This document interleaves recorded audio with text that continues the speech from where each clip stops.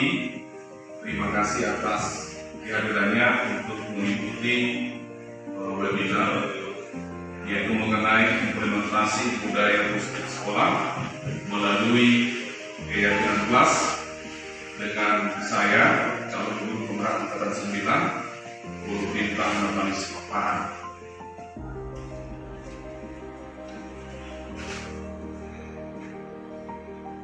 Bapak Ibu yang kami hormati, apa budaya positif itu?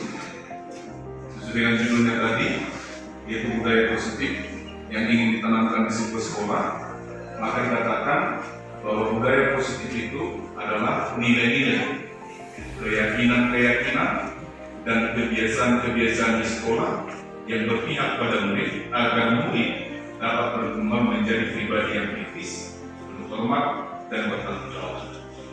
Nah, pengertian daripada budaya positif. Yang berikutnya, Bapak Ibu yang kami hormati, guru yang baik jelas memiliki kemampuan mewujudkan budaya positif di sekolah. Dan kita semuanya adalah merupakan guru yang baik. Jadi apa budaya positif itu yang perlu diperhatikan? Budaya positif dapat dijalankan dengan menerapkan konsep inti di saya seperti disiplin positif, memahami motivasi perilaku manusia, sekaitan dengan hukuman dan penghargaan, posisi kontrol, membuat keyakinan sekolah atau kelas, penerapan segitiga institusi untuk menyelesaikan masalah. Nah, tujuan daripada budaya positif yang ingin ditanamkan di sebuah sekolah. Selanjutnya, sebelum kita masuk ke pembahasan penerapan daripada budaya positif, maka kita harus memahami arti daripada sebuah disiplin. Jadi disiplin itu dalam budaya kita adalah makna kata disiplin itu dimaknai menjadi sesuatu yang dilakukan seseorang pada orang lain untuk mendapatkan kepatuhan. Biar nurut dia. Maka itu tetap kita tanamkan disiplin itu biar nurut, biar dilakukan untuk mendapatkan kepatuhan. Jadi kita cenderung menghubungkan kata disiplin itu dengan ketidaknyamanan. Akibat penerapan daripada untuk mendapat kepatuhan itu, jadi melahirkan ketidaknyamanan bagi peserta didik. Bapak Ibu yang kami hormati, menurut Bapak Ki Hajar Dewantara yang menyatakan bahwa di mana ada kemerdekaan, di situlah harus ada disiplin yang kuat. Sungguh pun disiplin itu bersifat self-disiplin, yaitu kita sendiri yang mewajibkan kita dengan sekeras-kerasnya. Tetapi itu sama saja, sebab jikalau kita tidak cakap melakukan self-disiplinnya, wajiblah penguasa lain mendisiplinkan diri kita. Dan peraturan demikian itulah harus ada di dalam suasana yang merdeka. Jadi, makanya dikatakan kurikulum kita sekarang kurikulum merdeka. Jadi merdeka dalam arti bukan berarti kebebasan semata, melainkan di mana ada kemerdekaan, disitulah ada disiplin yang kuat. Itu menurut Bapak Ki Hajar Dewantara. Selanjutnya Bapak Ibu, di mana seseorang yang memiliki disiplin, disiplin diri, berarti mereka bisa bertanggung jawab terhadap apa yang dilakukannya.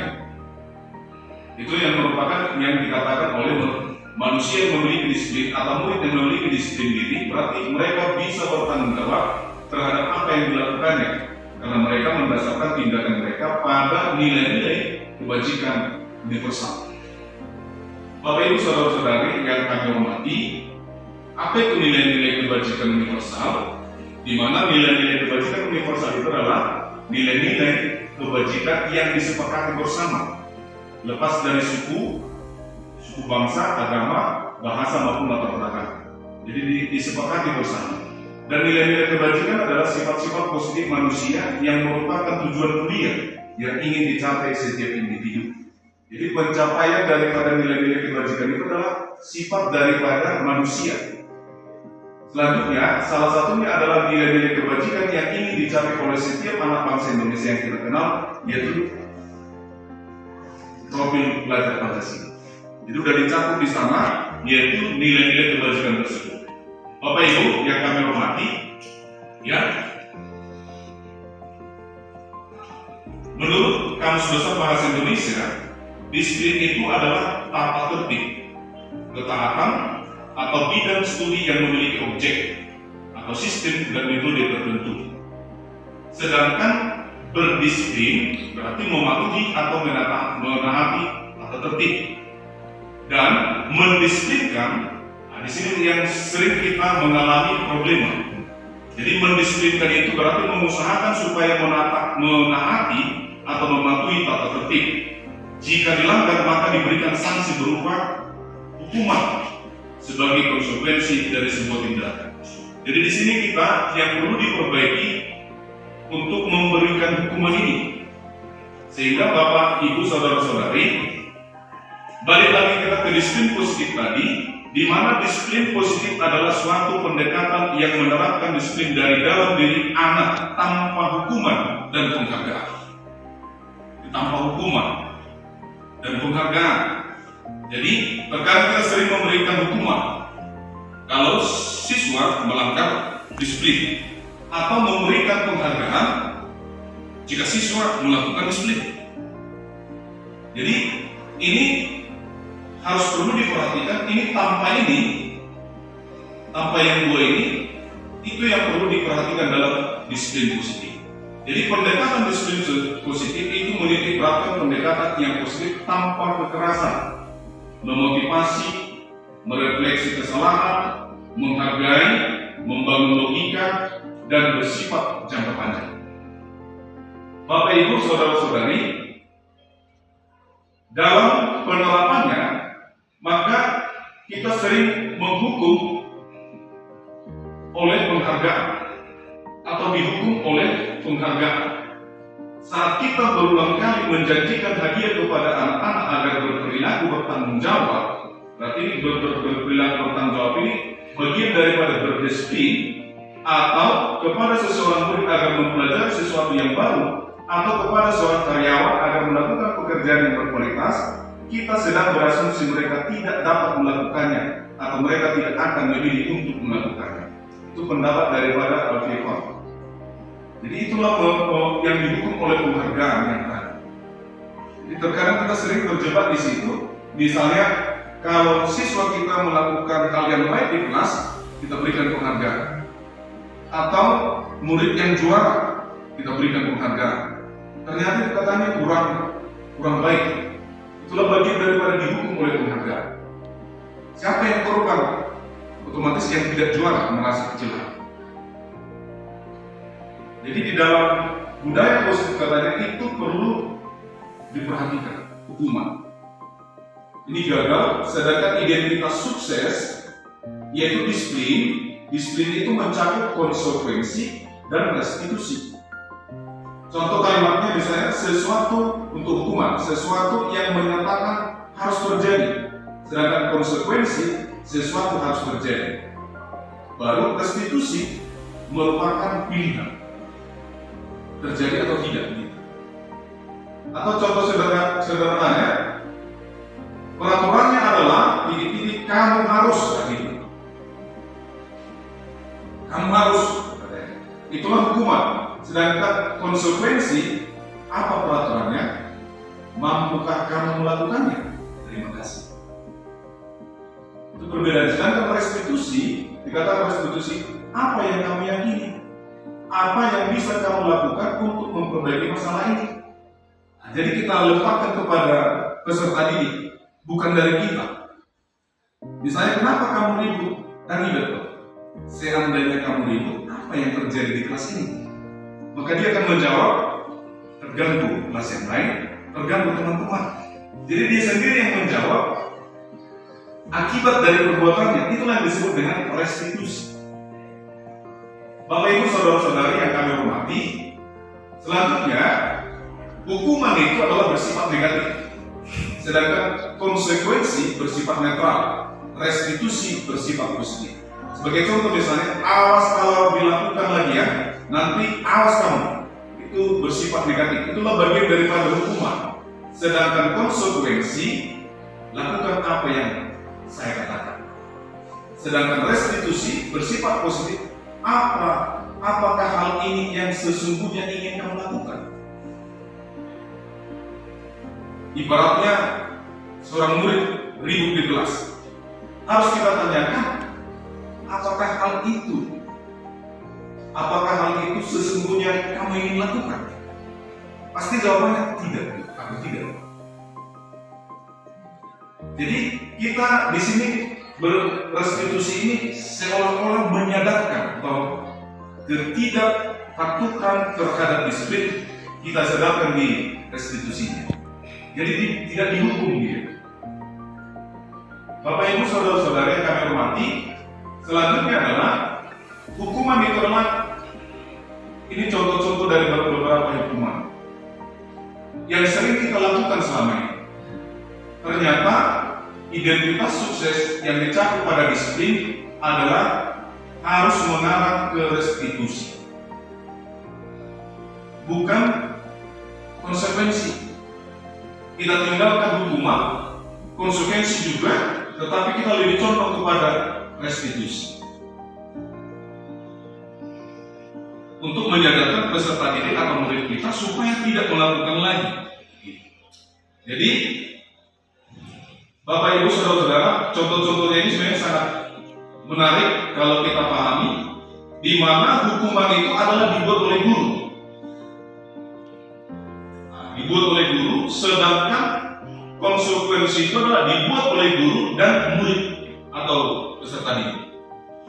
Padahal restitusi adalah dibuat oleh murid. Itu perbedaannya yang paling mendasar. Hukuman dibuat oleh guru, konsekuensi dibuat oleh guru dan murid, berarti kesepakatan. Sedangkan restitusi dibuat oleh murid sendiri. Maksudnya apa Ibu? Apa-apa? Jadi kalau di dalam restitusi itu ditanamkanlah nanti yaitu keyakinan kelas atau keyakinan sekolah. Dari mana keyakinan kelas atau keyakinan sekolah itu? Adalah dari murid itu sendiri. Bukan kita yang membuat. Kita hanya sebagai mengarahkan. Tapi yang membuat kesepakatan kelas adalah murid itu sendiri. Selanjutnya, kembali kita dihukum oleh penghargaan. Ada beberapa item korban daripada yang dihukum oleh penghargaan, yaitu pengaruhnya jangka panjang atau jangka pendek. Baru penghargaan tidak efektif. Penghargaan itu merusak hubungan juga. Penghargaan mengurangi ketepatan. Penghargaan menurunkan kualitas. Penghargaan mematikan kreativitas. Penghargaan juga menghukum. Jadi apa yang mau kita kembangkan yaitu motivasi dari dalam diri, yaitu intrinsik. Bapak Ibu yang kami hormati, motivasi perilaku manusia menurut Gary Gossen menyatakan 3 motivasi perilaku manusia. Yang pertama adalah untuk menghindari ketidaknyamanan atau hukuman. Yang kedua, untuk mendapatkan imbalan atau penghargaan dari orang lain. Poin pertama dan poin kedua ini adalah motivasi eksternal. Sedangkan yang perlu kita kembangkan adalah motivasi internal, yaitu untuk menjadi orang yang mereka inginkan dan menghargai diri sendiri dengan nilai-nilai yang mereka percaya. Jadi ini yang perlu kita gali dari anak didik kita. Selanjutnya Bapak Ibu saudara-saudari, maka posisi guru di dalam menjalankan disiplin positif tadi adalah pertama, sering kita berkedudukan di penghukum, sering juga berkedudukan di pembuat rasa bersalah. Ada yang menjadi teman, ada yang menjadi pemantau, dan ada yang menjadi manajer. Jadi penghukum ini yang lebih contoh selama yang kita lakukan. Penghukum. Jadi kalau kalian ribut, awas, nanti saya suruh nanti kalian membersihkan kamar mandi. Kalau tidak kalian kerjakan tugasnya, awas. Kata-kata awas. Baru lagi ada ibaratnya kita hukum peserta didik dengan menulis sebuah kalimat dengan 200 kali ulangan. Itu adalah hukuman. Dampaknya itu luar biasa, Bapak Ibu. Baru pembuat rasa bersalah. Pembuat rasa bersalah gara-gara kalian bapak kena tegur atau ibu kena tegur oleh pimpinan. Itu sering kita munculkan kepada anak-anak. Jangan ya, gara-gara ulah kalian bapak dipanggil, ditegur. Baru memposisikan kita sebagai teman. Teman itu dalam arti positif. Bedanya manajer itu dengan keempati. Di dalam manajer itu sudah tercakup teman dan komandan. Bapak Ibu, saudara-saudari yang kami hormati, posisi kontrol seorang guru jika dia berperilaku sebagai manajer adalah pada posisi guru mengerjakan sesuatu bersama-sama dengan siswanya, memotivasi siswanya untuk mempertanggungjawabkan segala perilakunya, serta mendukung siswa untuk menemukan solusi dari permasalahan yang dihadapi oleh siswa itu sendiri. Selanjutnya, maka untuk menjalankan itu kita masuk ke keyakinan sekolah. Jadi keyakinan sekolah atau kelas inilah tujuannya, di mana guru berperan dalam mewujudkan terbentuknya keyakinan sekolah atau kelas dengan adanya kesepakatan antara guru dan murid. Selanjutnya, keyakinan sekolah atau keyakinan kelas merupakan pernyataan-pernyataan universal yang mudah diingat dan dipahami serta dilakukan di lingkungan sekolah. Kalimat universal mudah dipahami. Salah satu contoh misalnya menambah yang dikatakan oleh Ibu Asnaf tadi, jangan ribut, berarti itu kalimat negatif. Berarti keyakinan di kelas itu kita munculkan dia, jika kita ribut dampaknya adalah ketidaknyamanan. Nah, itu contohnya. Jadi mendisiplinkan diri, kalau sering absen misalnya kepada seorang anak didik, jadi jangan absen. Atau kalau absen dibayar 2.000 contohnya, itu nggak boleh. Tetapi jika seorang anak itu melakukan ketidakdisiplinan jarak absennya, apa akibatnya terhadap peserta didik? Itu yang kita gali dan kita tuangkan ke dalam, yaitu pernyataan-pernyataan universal tadi menjadi sebuah keyakinan sekolah. Di mana tadi keyakinan sekolah atau keyakinan kelas ditulis oleh murid itu sendiri. Selanjutnya, Bapak Ibu saudara-saudari, pembentukan keyakinan sekolah atau kelas perlu kita perhatikan tadi bersifat lebih abstrak, pernyataan universal, kalimat bentuk positif, mudah diingat dan dipahami oleh semua warga kelas, dapat diterapkan, baru merupakan curahan dari pendapat murid.